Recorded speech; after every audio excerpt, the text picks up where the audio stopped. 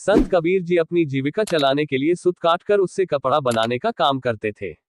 वह बहुत ही विनम्र और शांत स्वभाव के व्यक्तित्व के स्वामी थे। उनके बारे में यह बात प्रचलित थी कि उन्हें गुस्सा नहीं आता।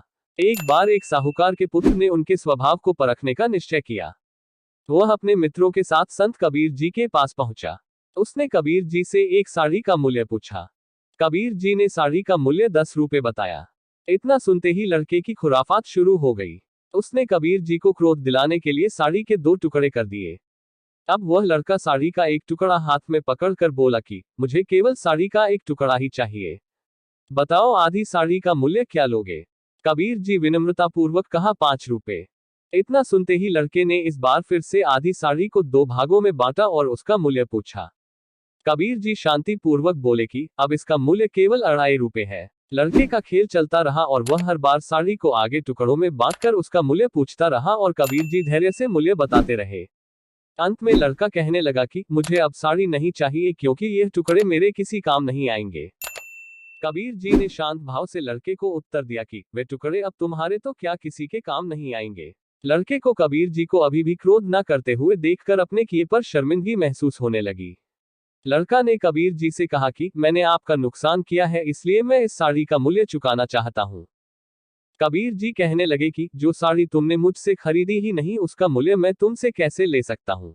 लड़का अमीर साहूकार का पुत्र था, इसलिए पैसे का घमंड दिखाते हुए बोला कि मैं तो धनी व्यक्ति हूँ, इसलिए इस साड़ी का मूल्य चुका भी दूंगा तो मेरे धन वैभव में कोई कमी नहीं आएगी।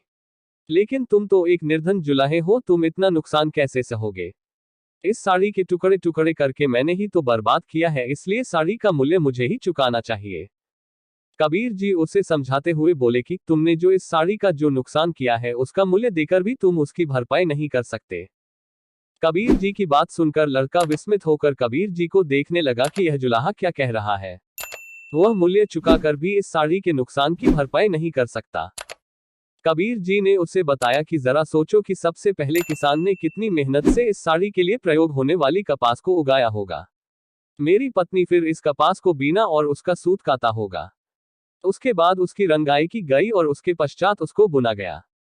हम सब की मेहनत तो सभी सफल हो पाती जब कोई इस साड़ी को पहनता, लेकिन तुमने इस साड़ी के टुकड़े टुकड़े कर दिए।